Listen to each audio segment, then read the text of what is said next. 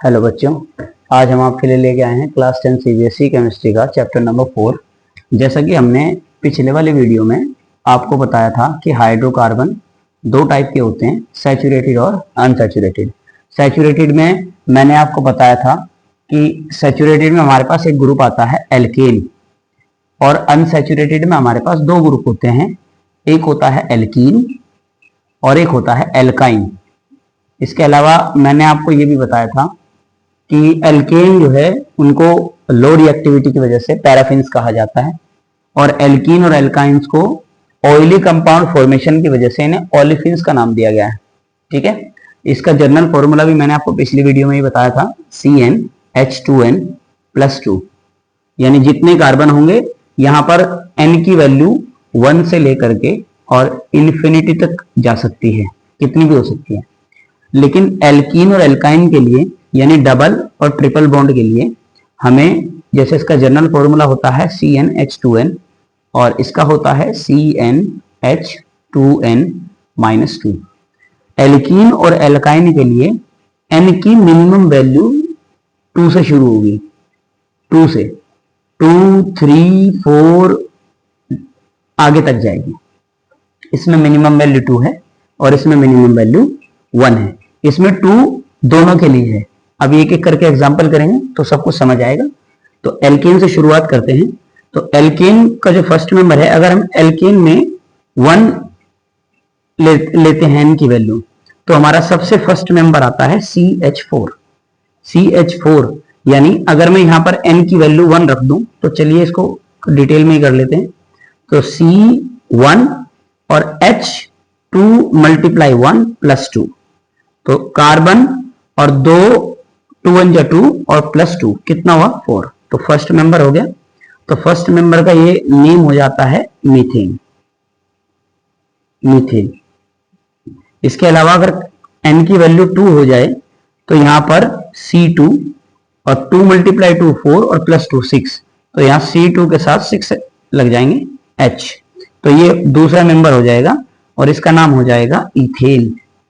Rule में आपको पता लगेगा कि इसका नाम इथेन कैसे बना और मीथेन कैसे बना। ऐसे ही अगर हम n की वैल्यू को 3 ले लें तो हमारे पास C3H6 हो जाएगा, सॉरी C3H8 हो जाएगा।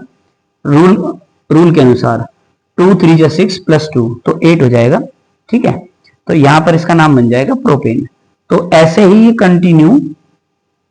कंटिन्यू चलते रहेंगे। अब यहाँ पर ये प्रोपेन, ये इथेन, ये मीथेन कैसे आया, ये बात आपको आईपीएससी के रूल्स में पता लगेगी, जो हम अगली कुछ वीडियो में सीखेंगे। बात करते हैं एल्कीन्स की। तो जनरल फॉर्मूला, सबसे शॉर्ट वैल्यू क्या है 2, तो यहाँ पर अगर C की जगह 2 रख दें तो हाइड्रोजन कितने हो जाएंगे, 2 2 4। तो देखिए यहाँ फर्स्ट मेंबर में कितना हाइड्रोजन थे, 4, इसमें भी 4 हैं। लेकिन यहाँ कार्बन में पहला मेंबर एक ही कार्बन का था, लेकिन यहाँ कितने हैं, 2। तो यहाँ पर अगर हम इसका नाम देखेंगे तो ये हो जाएगा इथीन। इथीन, 2 कार्बन के लिए इथ लगता है और डबल बॉन्ड के लिए इन लगता है। स्ट्रक्चर की बात कर लेते हैं। तो पहले 1-2 एग्जांपल और देख लेते हैं। अगर यहां पर n की वैल्यू 3 ले लेते हैं तो N3 C3 और H 2 3 6। यहां पर दूसरी के लिए क्या था 6, लेकिन यहां पर 2 कार्बन थे, यहां पर 3 कार्बन है। अब 3 कार्बन के लिए ये वैल्यू हो जाएगी प्रोपीन।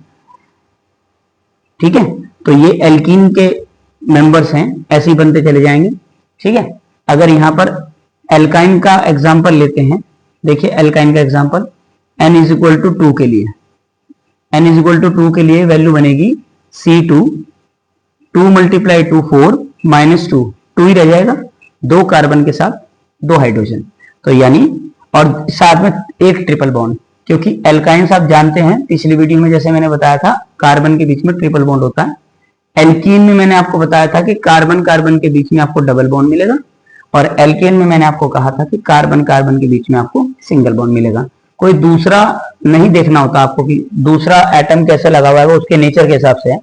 लेकिन एल्केन, एल्कीन और एल्काइन आपको कार्बन के नेचर के हिसाब से ही देखना पड़ेगा। यहां पर इसकी वैल्यू 2 हो जाएगी तो ये हो जाएगा H2, एक ट्रिपल बॉन्ड लगेगा, इसीलिए केवल एक ही बॉन्ड बचता है कार्बन का। तो यहां पर इसकी वैल्यू हो जाएगी, इसका नाम हो जाएगा इथाइन, और N की वैल्यू 3 के लिए यहां पर C3H, 3 2 जा 6 -2, तो 3 4 लग जाएगा यहाँ पे। देखिए यहाँ 6 था, यहाँ 8 था 3 के लिए, यहाँ 3 के लिए 6 है, यहाँ 3 के लिए 4 आ गया, और इसका नाम बन जाएगा प्रोपाइन। ऐसे ही सेम बनता चला जाएगा। देखिए एल्केन में लास्ट में हर क्वेश्चन में, हर फॉर्मूले में एन आया हुआ है, जबकि एल्कीन में इन आया हुआ है, और जबकि एल्काइन में आइन आया हुआ है।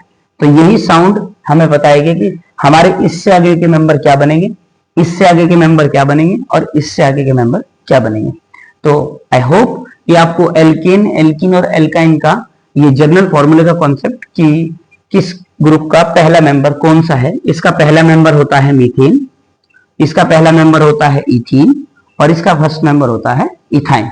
तो ये आपको समझ आए होंगे अच्छे से। तो वीडियो को शेयर करें, लाइक करें, सब्सक्राइब करें, अच्छे से पढ़ते रहें, मेहनत करते रहें और तैयारी करते रहें। All the very best.